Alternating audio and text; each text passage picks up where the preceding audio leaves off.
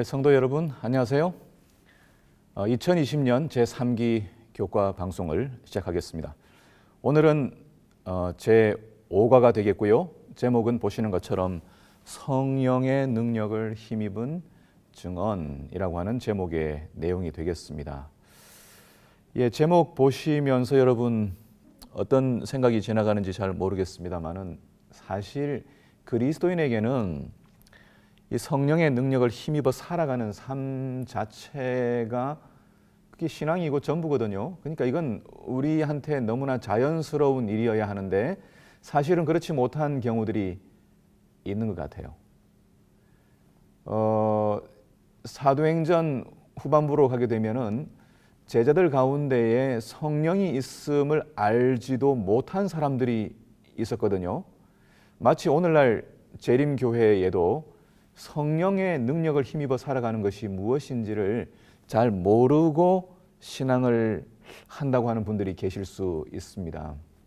그래서 오늘 사실 성령께서 누구신지, 그분이 지금 어디에서 어떤 활동을 하시는지, 오늘 저와 여러분들의 삶 가운데 주인으로 또 우리를 인도하시는 분으로 어떻게 활동하시는지를 안다면 사실 전도 또는 증언이라고 하는 부분은 너무나 자연스럽고 또 우리에게 정말 이 인생의 의미를 가져다 주는 너무나 아름다운 삶의 원리가 되겠지만은 그렇지 못한 부분이 있을 수 있기 때문에 제가 강조하는 내용들을 다시 한 번 더 어떻게 하면은 우리가 성령의 능력을 힘입어 살아갈 수 있는지에 대한 내용으로 조금 전반부에 초점을 맞춰서 말씀을 드리려고 합니다.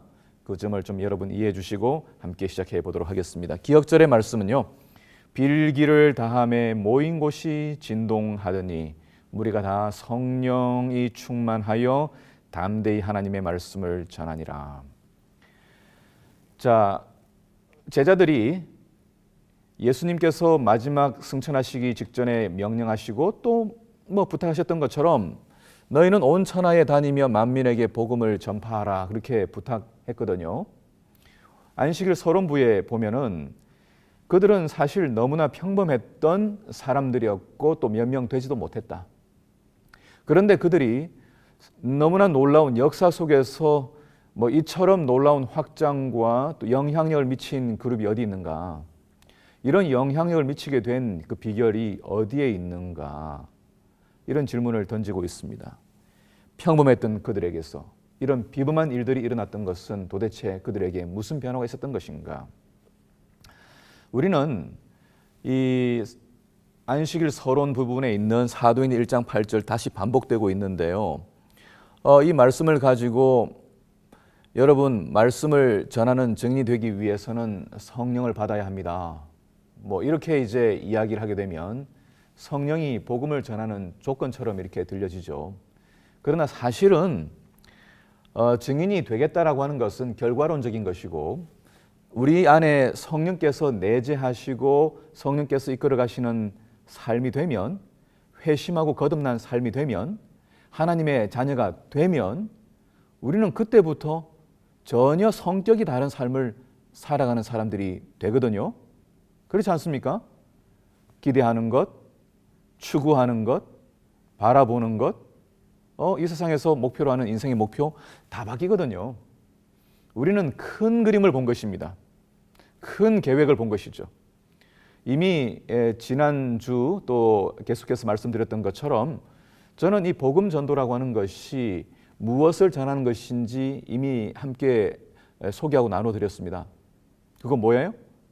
하나님이 여전히 이 혼란스러운 지구, 혼란스러운 인간의 역사를 여전히 통치하시고 이끌어 가신다는 거예요.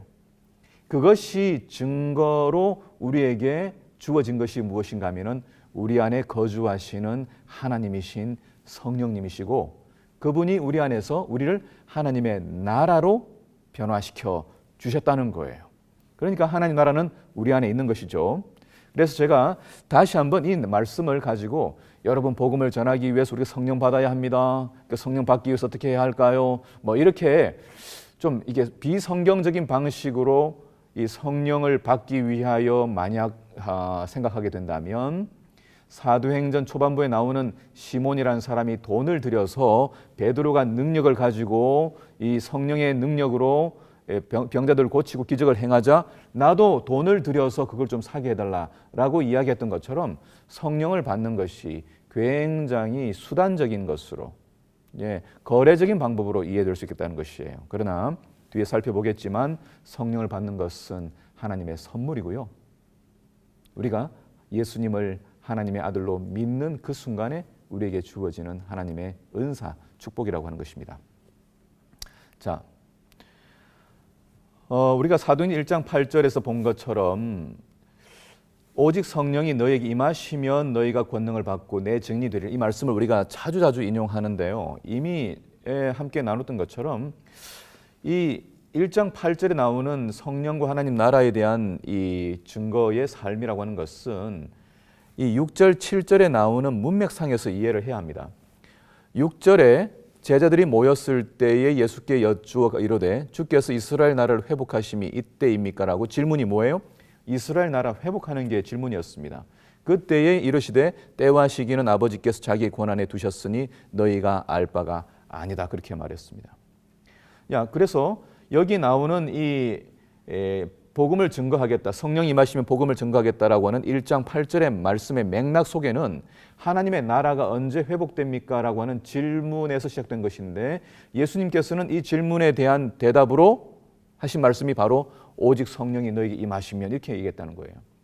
그러니까 하나님의 나라라고 하는 것에 대한 질문을 가지고 예수님께서 말씀을 돌려버리신 것이냐? 아니죠. 예수님께서는 이미 수차례 지상생애 동안에 제자들에게 나눴던 하나님 나라에 대한 이야기를 기초로 제자들에게 말씀하시는 겁니다. 내가 몇 차례나 너희들에게 하나님 나라에 대한 이야기를 했느냐? 하나님의 나라는 너희 마음에 세워지는 것이고 하나님 나라는 너희들 안에 계셔야 하는 하나님, 성령 하나님께서 계시게 되면 그때 하나님 나라가 세워지는 것 아니냐? 그러니 너희가 언제 하나님 나라가 세워질지에 대하여 염려하지 말고 너희가 성령을 받게 되면 하나님 나라가 세워진 것이니까 내가 약속한 대로 보혜사 성령이 임하게 되면 너희가 하나님의 나라로서 이 지구상 위에서 하나님이 통치하신다는 것을 드러내는 내 증인이 되게 될 것이다. 그 말씀이 되게 되는 것이죠. 여러분 아시는 것처럼 이 나라라고 하는 화두는 하나님의 나라 또는 하나님의 왕국이라는 나라는 이 화두는 성경에서 가장 핵심적이고 중심적인 개념입니다.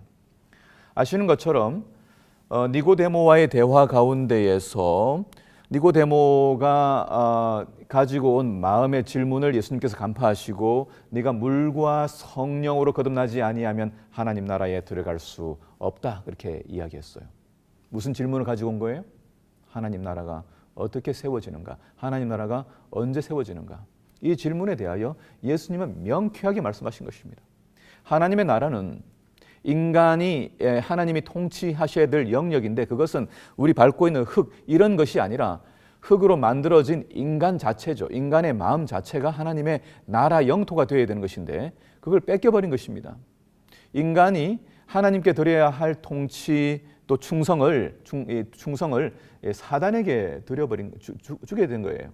그러니까 빼앗겨버린 나라를 되찾기 위하여 예수님께서는 가장 인간에게 필요한 것이 성령임을 우리에게 말씀하신 것입니다. 그래서 여러분 아시는 것처럼 요한계시록 1장 6절 5장 10절에는 우리를 하나님께서 나라와 제사장으로 삼으셨다 그렇게 말했습니다. 성경은 분명하게 여러 차례 하나님 나라가 무엇이냐? 저와 여러분들이라고 하는 것이에요. 그러니까 신앙이라고 하는 것은 어떤 삶입니까? 우리가 직업이 무엇이든지 또 어떤 영향력이 있든지 어떤 삶에 문제가 있든지 상관없이 우리는 하나님께서 내 안에 거하시는 거룩한 나라라고 하는 그 사실을 믿음을 가지고 인식하면서 우리가 하나님의 나라로 살아가는 것입니다. 하나님 나라 특성은 뭡니까? 여러 가지 얘기할 수 있겠지만 성령의 열매로 이야기할 수 있는 것이죠. 하나님 나라가 되기 위하여 성령께서 임하셨으니까 성령께서 임하시는 나라의 특징은 성령의 열매의 특징일 것입니다. 뭐예요? 사랑과 희락과 화평과 여러분 나오는 이 이야기들. 그러니까 우리가 어떤 경우에도 평화의 마음을 유지하는 것. 성령께서 내 안에 계시기 때문에. 그래서 참여하는 것입니다. 성령이 계시네. 이 찬양을 하면서 우리가 하루를 살아가는 것입니다. 매일매일 기쁘게 살아가는 이유는 성령께서 우리 안에 거하시기 때문이죠. 그래서 복음을 전한다는 것도 무엇이냐? 그것은 이미 하나님 나라가 내 안에서 내 마음 가운데에서 시작되었고, 인간 마음 가운데 시작되었고, 어떤 사람이든지 성령께서 우리 안에 들어오시겠다는 그 초청을 받아들이기만 한다면 하나님의 나라로 살아갈 수 있고, 우리가 하나님이 거하시는 나라다라고 하는 것을 전하는 것이 뭐다? 복음이라고 하는 것이에요. 그래서 이사야 52장 7절의 말씀 가운데 좋은 소식을 전하며 평화를 공포하며 복된 좋은 소식을 가져오며 구원을 공포하며 시온을 향하여 이르기를, 뭐라고 했냐면 이 내용이 내 하나님이 통치하신다 하는 자의 산을 넘는 발이 얼마나 아름다운고. 이 말씀도 오해하면 안 되죠. 이 말씀도 뭐 복음을 전하러 가십시오 이런 내용이 아니고, 하나님께서 통치하신다는 사실을 감당할 수가 없어서 산을 넘게 되는 것이죠. 계시록 19장 6절도 마찬가지입니다. 또 내가 들으니 허다한 무리의 음성과도 같고 많은 물소리와도 같고 큰 우레 소리와도 같고, 그런 소리로 이르기를 할렐루야, 주 우리 하나님 곧 전능하신 이가 통치하시도다. 이게 이제 복음인 것입니다. 그러니까 복음 전도는 누구에게는 쉽고 누구에게는 어려울 수 있어요. 하나님의 나라가 되어버린 사람에게는 이 전도라고 하는 것은 우리 삶 자체입니다. 하나님의 나라가 된 내 삶이 얼마나 능력 있고 흔들리지 않고 인내하고 평화를 누리고 고난 가운데 승리하고 관계 가운데에서 화목을 만들어내고 이렇게 살아가는 삶 자체를 추구하는 사람이 되었다면 우리는 하나님의 나라로 살아가는 것이고, 그것이 복음을 증거하고 하나님 나라를 보여주는 삶, 전도하는 증언의 삶이 된다는 것입니다. 자, 이 내용을 기초로 다시 일요일 날 넘어가 보도록 하겠습니다. 일요일 내용은 성령을 보내시겠다는 예수님의 약속을 조금 더 확장시켜서 이야기하고 있습니다. 마크 필리는 뭐 적어도 이 복음의 본질이 무엇인지를 이 일요일 소지를 통해서 분명하게 우리에게 전해주고 있어요. 요한복음 15장 26절의 말씀을 이 일요일 소지에서 소개하고 있습니다. 예수님께서 제자들에게 약속하신 내용인데, 내가 아버지께로부터 너희에게 보낼 보혜사 곧 아버지께로부터 나오시는 진리의 성령이 오실 때에 그가 나를 뭐 하실 것이라고요? 증언하실 것이요. 자, 이 말씀을 가지고 이제 성령과 이 전도를 연결시키고 있습니다. 그런데 이제 말씀드릴 내용들은 이것이 이 조금 전에 살폈던 것처럼 매우 자연스러운 것이지 이것이 어떤 수단이 아니라는 것을 제가 말씀드리려고 하는 것이에요. 보혜사라고 하는 것은 아시는 것처럼 도움을 주기 위해 늘 곁에 있는 도우미 같은 존재입니다. 항상 떠나지 않고 필요한 것 모든 것을 제공하는 존재죠.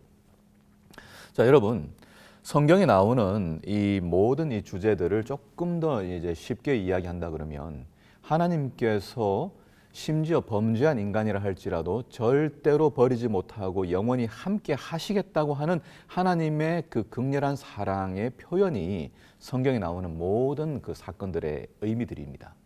여러분 아시는 것처럼 성소제도는 뭘까요?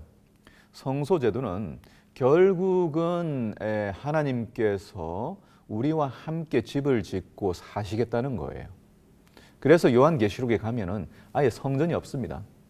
거기서 뭐라고 얘기해요? 하나님이 성전이라고 이야기합니다. 그래서 하나님이 성전이기 때문에 우리가 다 어디 들어가 있습니까? 하나님의 안에 다 들어가 있는 것입니다. 하나님의 품속에 다 들어가 있는 것이에요. 그러니까 하나님께서 원하시는 가장 우리를 향한 그 기대는 무엇인가 하면은 24시간 그분과 함께 동행하는 것이죠. 24시간 그분의 생각과 우리의 생각이 연결되어 있는 것입니다. 마찬가지예요. 성육신의 의미가 무엇입니까? 예수님이 인간이 되셨다라고 하는 것은, 하나님이 인간이 되신 것은 인간과 함께 영원히 함께 하시겠다는 그런 의미거든요. 그래서 예수님의 이 이름은 임마누엘이죠. 하나님이 우리와 함께 하신다. 그러니까 이 맥락에서 성령도 이해되는 것입니다. 성령이라고 하는 것은 우리와 함께 계시는 하나님, 절대 떨어지지 않는 하나님께서 영원히 보혜사로서 우리와 함께 하시겠다는 거예요. 그러니까 절대 우리는 혼자가 아닙니다. 절대 우리는 외로운 존재가 아니에요. 한 예 조금 더 얘기하면 호세아의 기별도 마찬가지예요. 예를 들면 하나님께서 우리에게 기가 막힌 이야기를 하시는데 뭐라고 말씀하시냐면 우리한테 장가를 드시겠대요. 함께 결혼 생활 하시겠대요. 한 집에서 먹고 마시겠대요. 자, 이 정도로 하나님께서 우리와 하나가 되길 원하시고 함께 시간을 보내길 원하시는 거예요. 자, 그러면 증언이라고 하는 것은 너무 당연한 거 아닙니까? 함께 있는 분이 우리에게 뚜렷해지면 그분이 드러나는 것은 너무나 당연한 것이에요.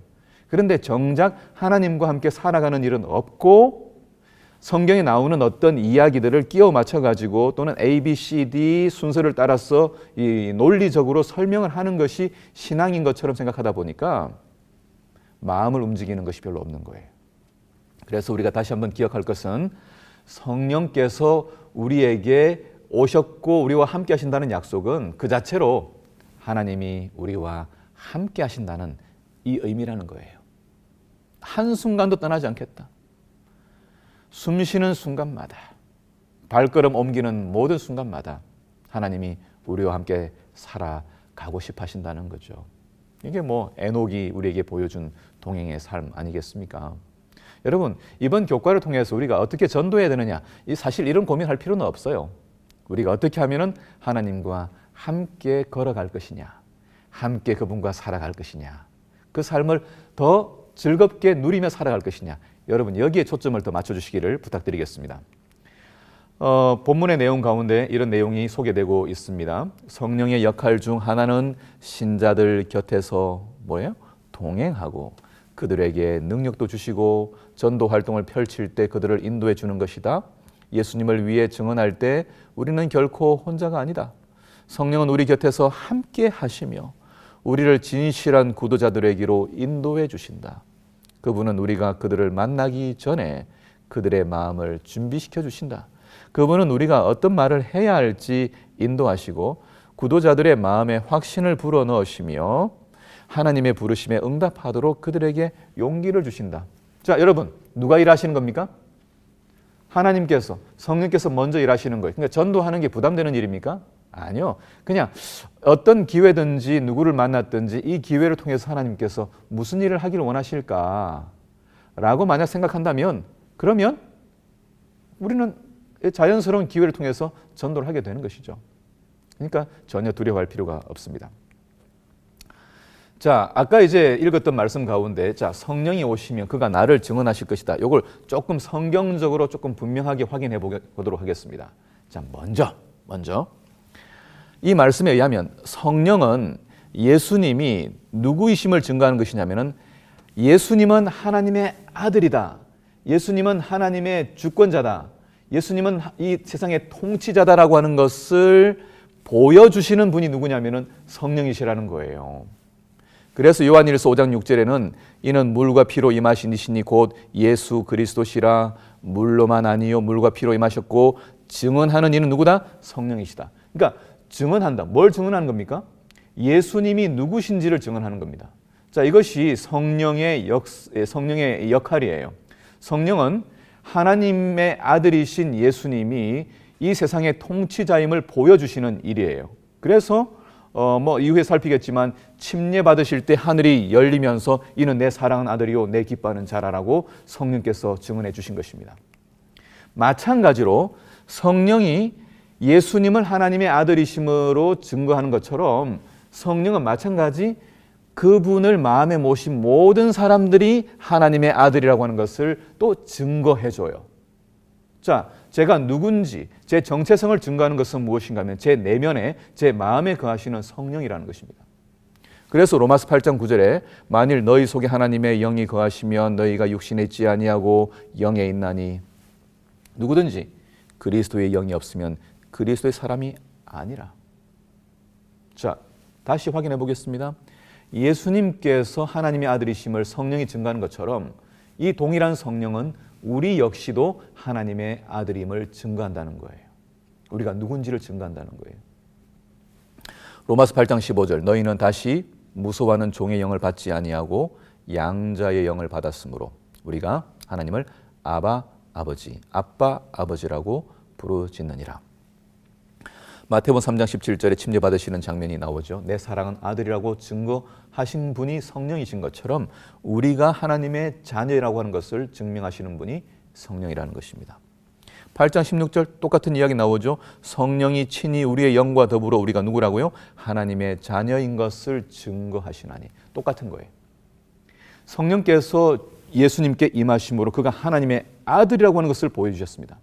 마찬가지로 성령께서 우리 안에 거하심으로 우리가 사람들이 볼 때 혹 시시하게 보일지 모르지만은 하나님의 자녀라는 사실을 증거해 주신다는 거예요. 그러니까 증거의 삶이 쉽다는 거예요. 성령께서 우리 안에 거하시도록 하기만 한다면 우리의 말과 우리의 태도와 우리의 모든 일하는 방식과 회의하는 방식과 모든 것들이 다 돈을 버는 방식과 이 모든 것들이 하나님이 우리 안에 계시기 때문에 이 사람들은 하나님의 자녀라고 하는 것을 보여준다는 거예요. 그러니까 신발 가게를 하든 떡 장사를 하든 비즈니스를 하든 이렇게 그다음 사업을 하든 IT 사업을 하든 뭘 하든 우리가 하나님이 우리 안에 거하시는 성령께서 우리 안에 거하신다고 하는 것을 우리가 늘 인식하고 살아간다면 자연스럽게 이 사람들에게는 마치 다니엘을 보면서 느부갓네살 대왕이 읽어냈던 것처럼 이 속에는 거룩한 신들의 영이 있다 이렇게 이야기했던 것처럼 사람들은 우리 속에서 하나님을 만난다는 거죠. 발견한다는 거죠. 이것이 증거의 삶이지 복음을 전하기 위하여 하기도 싫은데 할 수도 없는 일을 억지로 하는 것이 복음을 전하는 일이 아닌 것을 우리가 기억해야 할 필요가 있겠습니다. 요약하면 성령은 우리 안에 거하시는 성령은 우리가 누구의 아들인지를 이야기하는 친자 확인하는 그리스도인의 DNA라고 하는 것이에요. 요한일서 3장 9절에 이렇게 말합니다. 하나님께로부터 난 자마다 죄를 짓지 아니하나니 이는 하나님의 씨가 그들 속에 있다. 이 씨가 뭐예요? 성경에서는 성령을 이야기합니다. 그래서 그 씨가 우리 안에 있기 때문에 죽어도 살아납니다. 씨가 있으면 땅속에 들어갔다가 부활하게 되면 다시 원래의 형체가 만들어지는 것처럼 고린도전서 15장 부활장에 그 이야기가 자세하게 설명이 되어 있는 것입니다. 문제는 뭐예요? 씨가 있다면 죽어도 살아나는 것이죠. 그래서 우리에게는 성령께서 우리 안에 거하시느냐 살아계시느냐 이 문제가 신앙의 전부이며 신앙 전체를 결정하는 것임을 기억하게 되는 것입니다.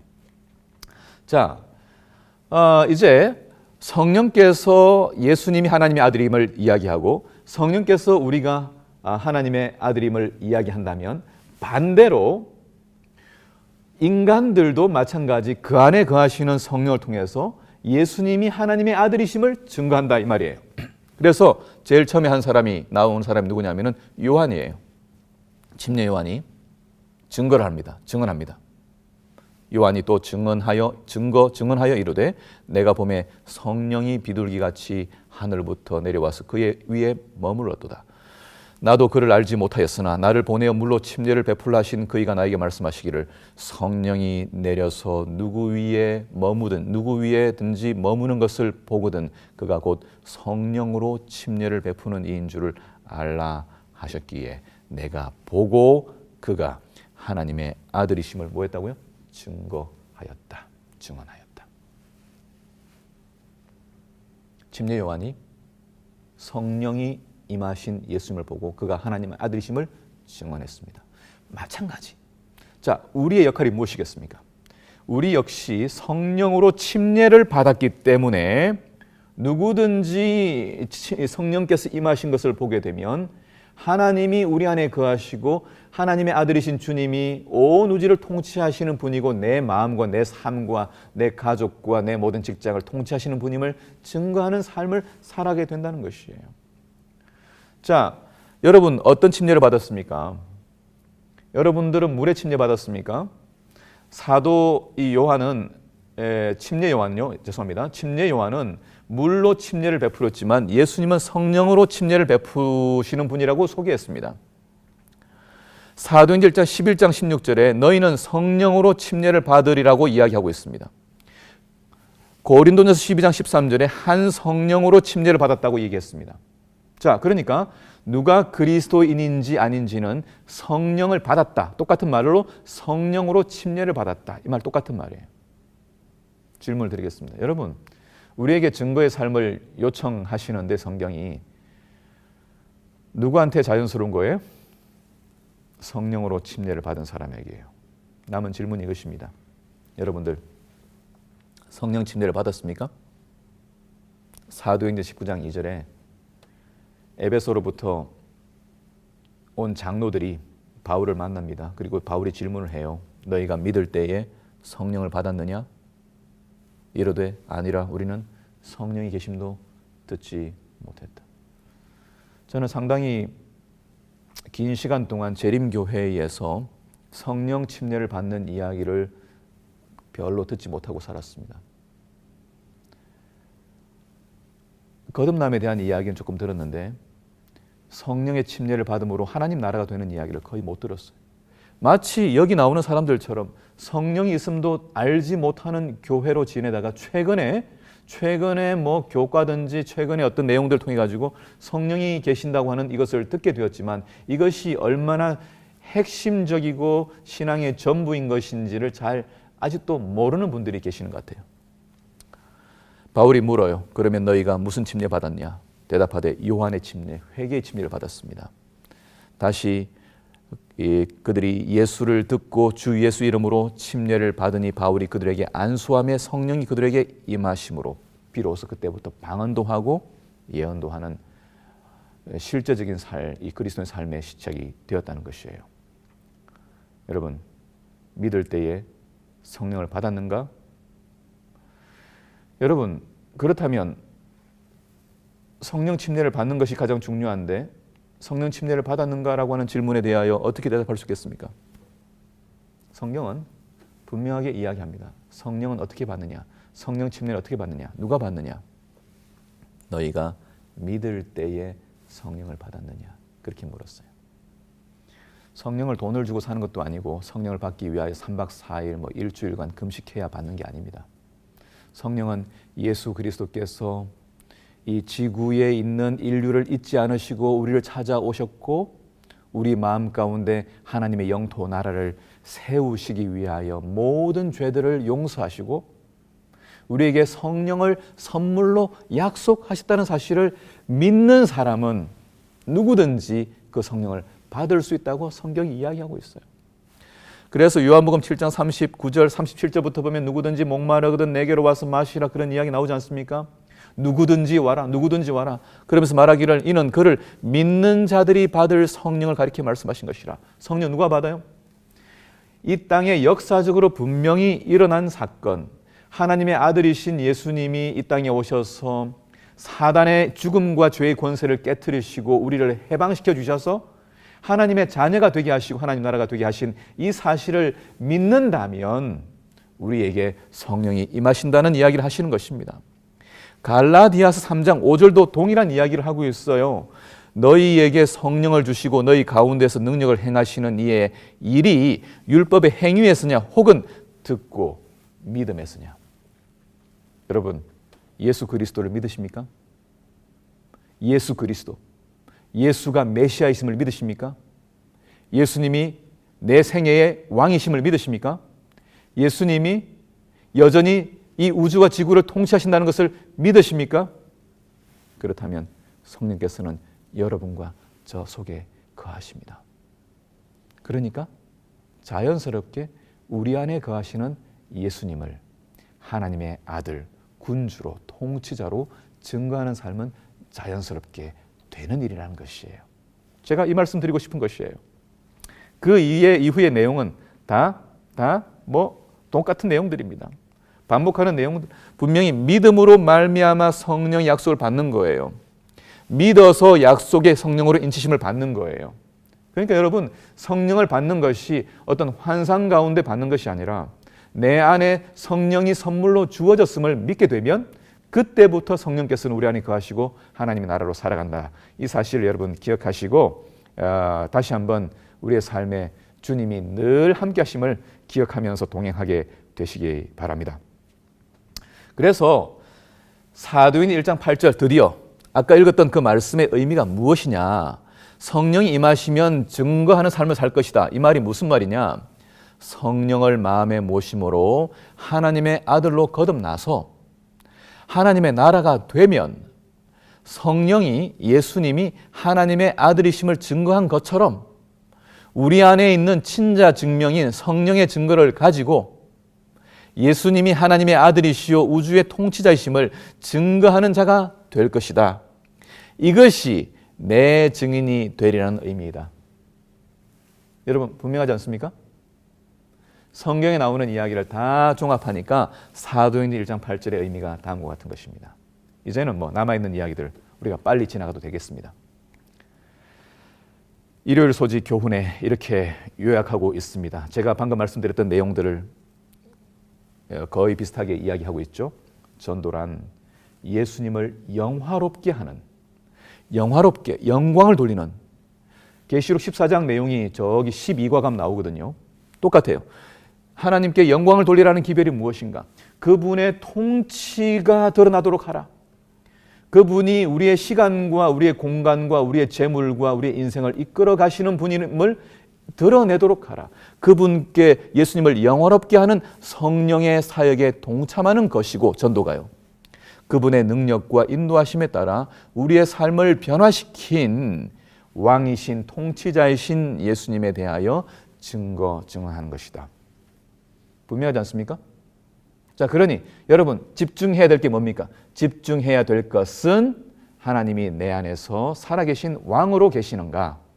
아니면 그냥 주님에 대한 인식과 의식은 없이 그냥 교회만 나가는가?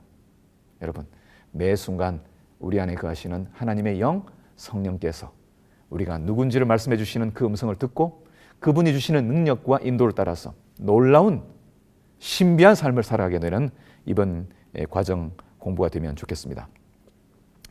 영감의 교훈에 이런 말씀이 있어요. 여러분 사람이 할 일은 때리지 마세요. 이런 얘기예요. 제가 제목 하나 붙인 건데 견책자요 심판자는 성령이시기 때문에 우리와 같은 신앙을 갖고 있지 않은 다른 사람들에게 진리를 증언할 때에 모든 설교자는 잘 들어야 되겠죠. 가혹하거나 남을 판단하는 듯한 말들을 하지 않도록 경계해야 한다. 여러분 교회 설교가 여러분 이 교회 나오는 이 모든 교훈들이 때리는 겁니까? 상처를 주는 그 일을 하는 것입니까? 물론 교정해야 되겠지만 그것은 사랑으로 교정하는 것이죠. 때리거나 가혹하게 하는 판단하는 일을 하지 말도록 해야 한다. 진리를 제시하라. 그리고 진리와 성령께서 견책자 또는 심판자로서의 역할을 담당하게 할 것이요. 그대의 말로 영혼들을 아프게 하거나 상처가 나게 해서는 안 된다. 저는 와이프인의 글을 보면서 너무 이 진리를 정확히 이해하고 계신 것을 보면서 정말 마음이 기쁜 것입니다. 그렇다. 우리는 하나님이 우리를 용납하셔서 우리를 인도해 가시니까 그것에 대해서만 이야기하자. 우리가 설교 시간이든 예배 시간이든 우리의 이 만남을 통해서 이야기할 것은 하나님이 우리를 어떻게 축복하시고 인도하시는지에 대한 이야기만 하자. 그거면 충분하지 않겠는가 하는 것이죠. 7월 27일 월요일 능력을 받은 교회, 드디어 성령을 받은 교회가 되니까 무슨 일이 생겨요? 믿고 주께로 나오는 자가 더 많으니 남녀의 큰 무리가 나왔다. 그렇게 이야기하고 있습니다. 사도행전을 기록했던 누가의 의도는 무엇인가 하면 초기 교회가 성령 충만하게 되었을 때에 어떤 일이 벌어졌는지를 정말 낱낱이 기록하게 된 것이죠. 하루에 5,000명, 10,000명 이런 숫자들이 나오지만 거기에 집중하지 말고 집중해야 할 것은 성령께서 이 신자들과 제자들의 삶에서 어떻게 이끌어 가셨는지에 대하여 집중하면서 우리가 이 성경 사도행전도 읽어야 되겠고 우리의 신앙도 이끌어 나가야 하겠습니다. 화요일 소지입니다. 성령과 전도. 성령께서 제자들과 함께 하셨어요. 그랬더니 사람들이 바뀌네요. 죽음 앞에서 용기를 갖는 스데반. 이디오피아 지도자에게 어딘지 향방 없지만은 광야로 가라고 하는 그 음성을 듣고 떠나서 복음 전도자가 되었습니다. 베드로 그가 변했습니다. 이방인 용납할 수 없었지만 이방인을 용납하는 사람이 되었습니다. 교회 연합이 이루어지고요. 그리고 하나님께서는 더 큰 비전을 가지고 제자들을 유럽으로 보내시는 마게도냐로 보내시는 일들을 하셨습니다. 어떤 질문이 우리에게 있습니까? 우리의 인생도 어떻게 하면 성령께서 쓰시는 도구가 될 수 있을까? 여러분 우리가 다 그렇게 되고 있고 또 될 수 있을 것이라고 기대하면서 우리 인생을 살아보지 않겠습니까? 화요일 소지의 영감의 교훈에 이런 말씀이 있습니다. 성령과 진리의 빛으로 지구가 환해질 것이다. 교회에서 태망과 나태에 대한 책망이 없어질 때에 놀랍게도 주의 성령이 나타날 것이다. 우리 안에 이 게으른 마음들이 사라지게 될 때에 성령께서 우리 안에 거하시게 되면 역동적인 삶이 시작되거든요. 그분은 에너지예요. 그분은 다이나마이트 같은 폭발적인 힘을 갖고 계신 분이에요. 인간의 능력으로 할 수 없는 초자연적인 일들을 일으키신 일들이에요. 그때 능력이 일어나게 될 것이다. 놀랍게도 주의 성령이 나타날 것이다. 하나님의 능력이 나타나고 교회는 만군의 여호와께서 역사하시는 손길을 보게 될 것이다. 진리의 빛은 밝고 강렬한 빛을 발하게 될 것이며 사도시대처럼 많은 영혼들이 오류에서 진리로 돌이키게 될 것이다. 그리고 지구는 주님의 영광의 빛으로 환해질 것이다. 새 천사의 기별, 복음을 전하도록 우리를 부르신 그 일들이 어떻게 가능하다고요? 성령께서 우리 속에서 활동하실 때 가능하다는 것을 기억해야 하겠습니다. 우리의 제일 우선적인 기도는 무엇입니까? 아침에 눈을 뜨면 하나님 제 안에 거하여 주십시오. 성령께서 제 삶을 이끌어 인도하시는 그 길이 어디든지 제가 유심히 보고 유의하여 들으며 그분이 선택한 모든 기회들을 볼 수 있도록 순종하는 자가 되게 해주십시오라고 하는 기도가 우리의 첫 번째 기도요 마지막 기도가 돼야 되지 않겠습니까? 그래서 반복해서 이 등식을 이야기하고 있지만 사실 저는 어디에 계속 그 초점을 두고 있냐면 성령께서 우리 안에 충만해지는 경험이 있을 때에 전도는 너무나 자연스러운 일이 된다. 그런데 어떤 때 성령께서 충만해지지만 그건 환상이 아니기 때문에 아까도 좀 설명드렸지만은 말씀 가운데에서 분명한 증거들을 찾아내는 게 필요해요.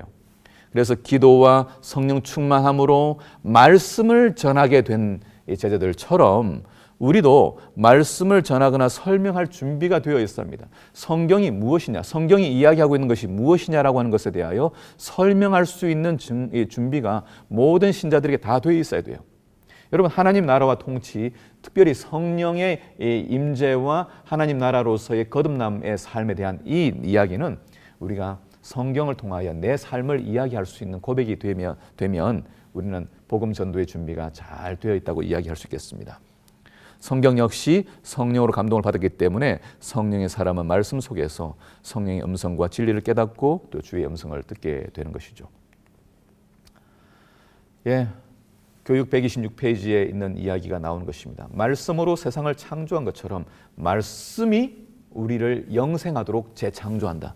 그렇기 때문에 말씀을 전할 때에 하나님의 생명이 사람들 속에서 새롭게 움직여진다는 것을 우리가 알아야 되겠죠. 그래서 말씀을 전하는 것입니다.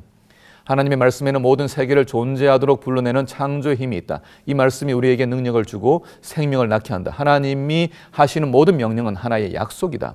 의지로서 이에 동의하고 심령이 받아들이면 그로 인하여 무한하신 그분의 생명이 우리에게 이르러 오게 된다. 이와 같은 일들로 사람의 성품이 변화되고 우리의 심령이 하나님의 형상으로 뭐한다?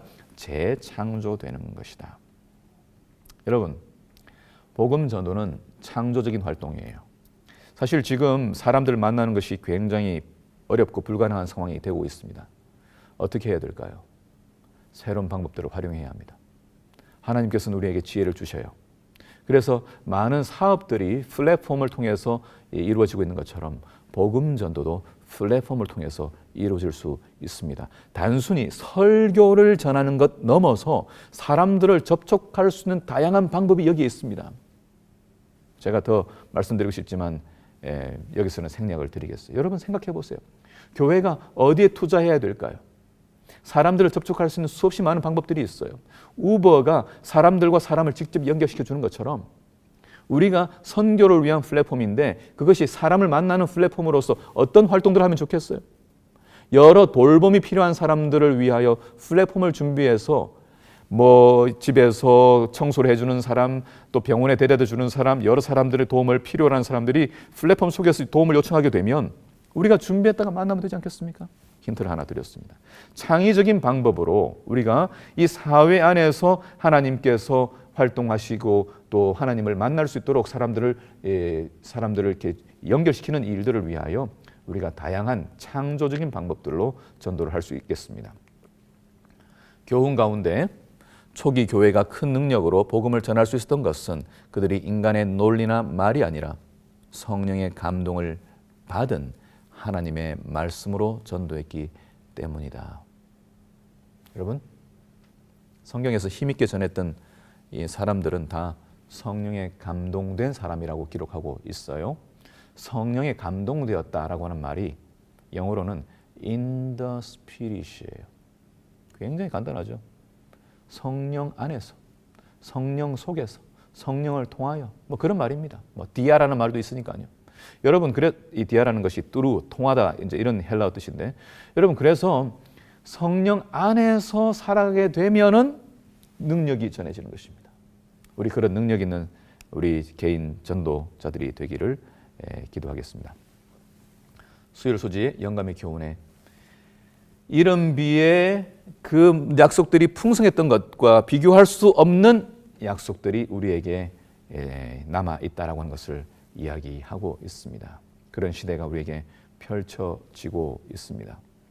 7월 30일 목요일에 삶을 변화시키는 성령의 능력에서 여러분 사도행전 16장 31절의 말씀은 아시는 것처럼 빌립보에 있던 감옥에 있던 간수에게 한 이야기지 않습니까? 여러분, 사람들이 바뀌는 것입니다. 말씀을 전하고 복음을 들었을 때의 사업가 루디아가 변하고 빌립보 간수가 변하고 아레오바구의 관리인이었던 디오누시오가 변화되고 그리고 회당장이었던 그리스도보도 변화되는 것입니다. 다양한 계층의 사람들을 우리가 만나서 그들을 그리스도의 제자로 초청하는 일들이 우리 삶에 가능한 것입니다. 여러분, 뭘 잘하십니까? 여러분이 운동을 잘하십니까? 여러분이 또 판매를 잘하십니까? 뭐 만들어서 봉사하는 걸 좋아하십니까? 만나는 다양한 모든 계층의 사람들에게 우리는 변화시키는 하나님의 능력을 소개할 수가 있겠다는 것이죠. 자, 우리 안에 그렇게 하기 위해서 편견의 장벽을 넘어가야 하는데 이 교회 안에 있는 편견의 장벽도 있는 것 같아요. 그래서 우리가 이 성령의 능력은 우리 안에서 무엇을 넘어가게 만드냐면은 인간이 만들어 놓은 모든 선입견과 편견을 다 넘어가도록 도와주시는 분이 성령이세요. 그래서 여러분, 성령이 임했을 때 제자들에게 있었던 역사가 무엇인가 하면 방언의 역사 아닙니까? 방언의 역사는 무엇입니까? 유대인들이 쓰고 있던 이 언어로만 복음을 전하는 게 아니라 각각의 문화의 언어로 사람들이 복음을 들었다는 것은 하나님께서는 모든 문화 계층들을 다 인정하고 받아들이신다는 의미예요. 그렇기 때문에 여러분, 이 성령께서 우리 안에 임하게 되면은 평상시에는 정말 받아들이기 힘든 사람들도 용납할 수 있는 힘이 생기게 되는 것입니다. 그래서 우리가 기도하게 되는 것입니다. 교회와 어울리지 않는다고 판단하여 선교의 대상에서 제외했던 그들을 다른 시선으로 바라볼 수 있게 해주셔서 감사합니다. 하나님의 사랑에서 아무도 제외되지 않도록 저희를 그들에게 보내주시옵소서. 여러분, 정말 재미있는 일들이 우리 안에서 일어날 수가 있겠습니다. 성령께서 우리 안에 거하심으로 장벽들과 편견들 넘어가도록 하실 때 우리가 정말 새로운 종류의 공동체를 우리가 하나님 이 땅 위에서도 만들어낼 수 있다고 생각합니다. 7월 30일 목요일 삶을 변화시키는 성령의 능력, 가정과 건강에 이런 말씀이 있습니다. 하나님의 자녀라고 공언하는 모든 사람들은 선교사로서 모든 계층의 사람들과 접촉해야 한다는 것을 마음에 새겨야 한다. 거기에는 고상한 사람과 무례한 사람, 겸손한 사람과 교만한 사람, 믿음 있는 사람과 회의적인 사람, 교육받은 사람과 무식한 사람, 부유한 사람과 가난한 사람 등이 있다. 그처럼 다양한 사람들을 동일하게 취급할 수는 없다. 그러나 모든 사람들은 친절과 동정을 요구하고 있다. 상호간의 접촉을 통하여 우리의 마음은 연마되고 고상해져야 한다. 우리는 형제로서의 유대 관계를 가지고 서로 의존하고 다 함께 밀접히 결속되어 있다.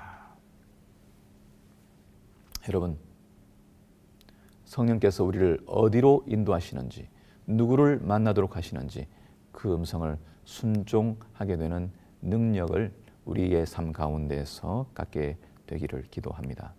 더 깊은 연구를 위해 마지막 시대의 소망에는 너희는 마음에 근심하지 말라라고 이야기하시면서 그분은 우리에게 깨달음을 주시고 기회의 문을 여신다. 그분은 말씀을 통해서 우리의 생각을 밝히시고 진리를 드러내신다. 그분은 우리를 사로잡고 있는 편견의 속박을 벗기시며 진리를 가리는 문화적인 고정관념을 깨뜨리시며 우리를 얽매고 있는 악한 습관의 사슬에서 우리를 건지신다. 여러분, 성령께서 거하시는 삶의 모습은 모든 사람들을 포용하는 사람들입니다. 모든 편견들을 제거하는 그런 삶을 살게 되는 것이죠. 능력을 힘입은 증언, 이번 과에서 기억해야 할 것은 성령께서는 우리보다 먼저 일하시는 분이시고 그분은 우리와 함께 일하시는 분이시고 그리고 우리가 떠난 뒤에도 일하시는 분임을 믿고 그분과 함께 동행하면서 하나님의 자녀로 하나님의 나라로 살아가게 되는 또 한 주간 되기를 기대하면서 오늘 교과를 마무리하도록 하겠습니다. 감사합니다.